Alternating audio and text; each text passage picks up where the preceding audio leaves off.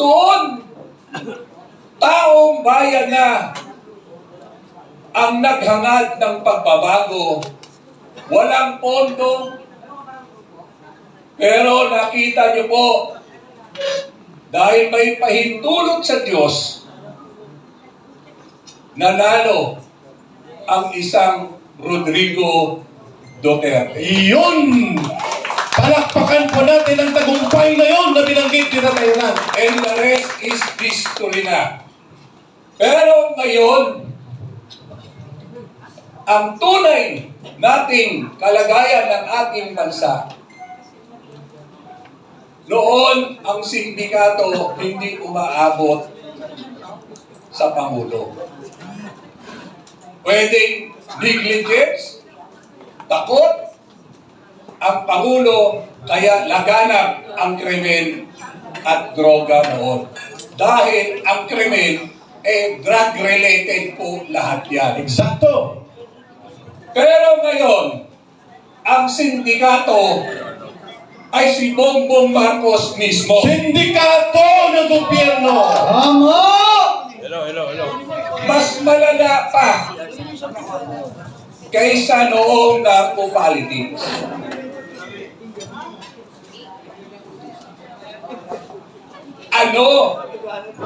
Apat na taon pa lang, maglilimang taon na lugmok na tayo.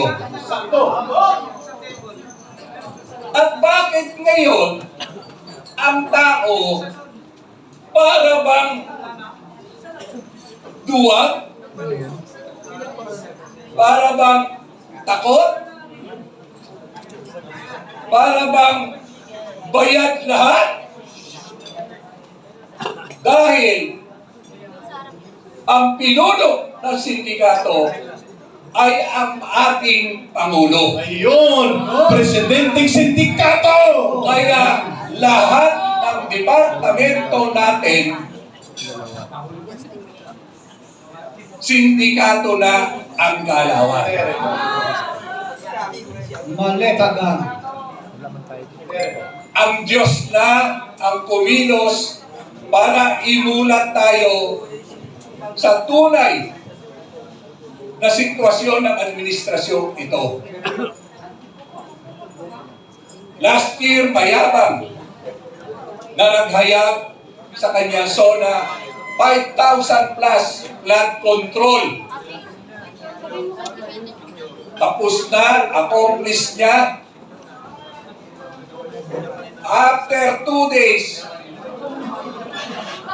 ang Diyos ang gumawa, pinasinungalingan ang sindikatong BBM na to. Bumaha, pinakita, pinamulat sa atin kung gaano kawalang hiya. Alam nyo, kasi pagka-addict ka, wala ka ho sa tamang pag-iisip. Konektado lahat po yan. Kahit tanong nyo kung may kamag-anak kayong addict. Nakikita namin talaga yan. Tama yan. Buong pamilya namumroblema. Buong pamilya ninanakawan. Pag wala nang manakaw sa pamilya, sa kapitbahay na nagnanakaw at sa buong komunidad na. Tama. Yan ang nangyayari kay Bongbong Marcos ngayon. Hinigitan pa ang pagkawalang hiya ng ama. Sabi nga natin noon, nung kumakandidato, naniniwala tayo sa kanya. Ako, hindi ko binoto talaga yan. On the record ho yan. Mabuti si Tatay Rani, hindi na nadamay sa budol ni Marcos. Na ang kasalanan ng ama, hindi kasalanan ng anak. Naman. Pero ngayon, ang kasalanan ng ama, hinigitan pa ng anak! Yeah! Malala! Malala talaga. Nakakalungkot po dahil lahat kontrolado ng sindikato dahil ang gobyerno ang sindikato, nabubusalsalan. Bukod sa pera, may takot dahil buti pa yung ama, deklarado ang martial law, pero yung silent martial law ngayon natin, mas nakakatakot.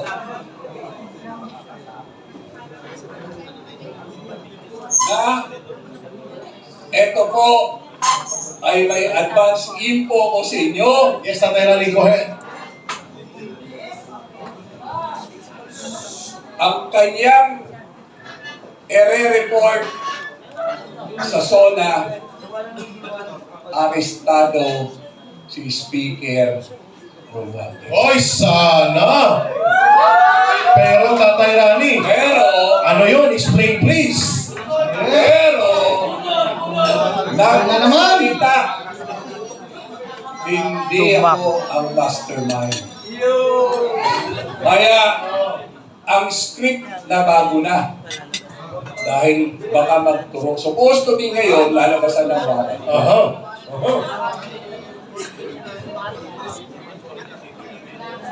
Na bago na naman, binago na naman ang istorya, ang area report na lang sa Monday, sinampahan na ng kaso si Speaker Romualdez. Oh, wow! Umatras ang bayag ni Marcos. Turo-turoan na. Papayag, maniniwala pa ba tayo? Wala na. Hahayaan pa ba natin sisip-sipin pa ang kaban ng bayan? Hindi na. Noon, narco-politics lang at peace and order.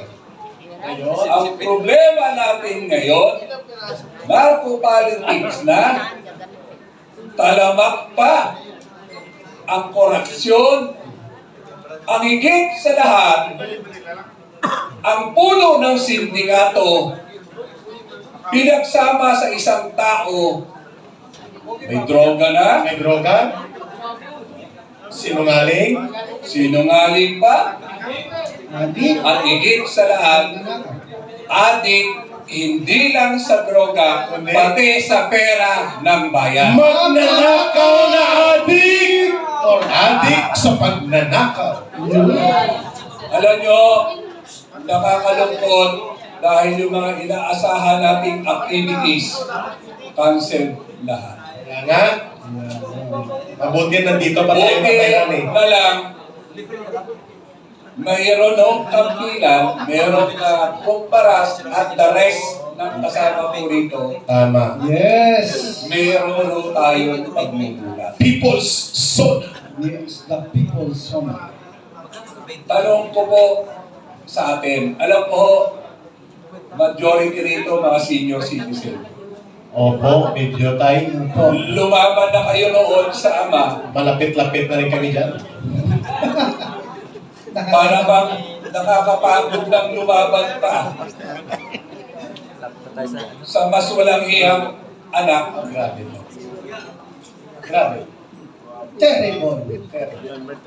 Wala ho ba tayong kamag-anak na pwede ho nating ayain sumama Dapat, yun. para matapos na po ang paghihirap ng bayan? Tama. Naniniwala po tayo sa mapayapang protesta. Mhm. Dahil karapatan po natin yan, nandyan po yan sa saligang batas po natin. Kaya niyo pa bang maghintay ng another year? No! Lugmok na Tatay Rani, lugmok ng bayan. Alam nyo,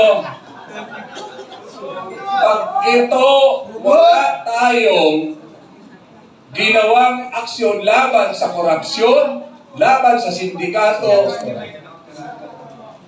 mas masahol pa ho tayo sa bulok na isda. Correct. We agree.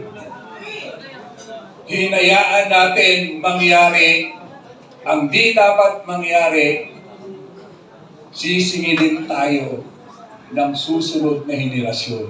Yan. Yan talaga. At sasabihin sa atin, ano ba ang ginawa nyo? Bakit? Lugmok na ang bayang ito. Pati kinabukasan namin, niwasak, ninakaw pa. Tama. Ako, any moment, sabi nila, lalabasan ng warat. Oo, kinasuhan na rin si Tatay Rani. Oo, meron na. Sabi nila, any moment, i-disqualify din ako, perpetual disqualification, dahil sitting city councilor. Grabe. Pero, ang sasabihin ko lang sa kanila, utang ina ninyo. Yes! Yeah! Yun! Yun! Laban pa rin! Utang ina ninyo! Malutong! Utang ina ninyo. Malutong! Yun! Kayo ang nagdahilan kung bakit nandito ako ngayon. Ayun! Yes! Yes! Sa Bisaya, yawa mong tanan, Yawa mong taman! tiguan na ko, di na ko mahanap o mawa ko sa kinalabutan na to. At kinikilabutan ako na wala akong ginagawa at nakikita ko ang kawalang yan. Yun! Tama! Tama, Tatay Rani. Alam nyo, lahat tayo ay dapat magsakripisyo. Hindi para sa sarili natin, o hindi para sa mga anak natin. Para sa mga susunod na henerasyon, hindi tayo nakakahiya Dapat lang! Dapat lang! na wala tayong ginawa, hinayaan natin na lapastanganan tayo ng sindikatong gobyerno. Ayun! Yun!